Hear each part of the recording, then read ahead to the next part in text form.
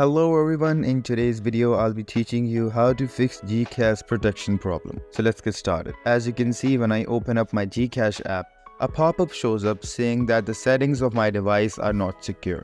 So to fix this issue, the first step you'll have to do is to go into settings, click on the search icon at the top and type developer options.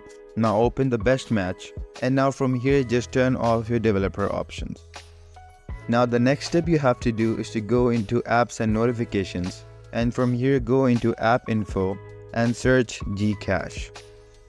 Open it up. Now click on storage and cache, and from here click on clear storage. A pop-up shows up saying that you want to delete the app data. Just click on OK. Now once I open up my GCash app, it's gonna ask me for permissions. I'll click OK and click on allow on everyone. And as you can see, no pop-up showed up, and now I can use GCash without any problem. If you found this video helpful, make sure to leave a like and subscribe to our channel. I'll see you all in the next one. Goodbye.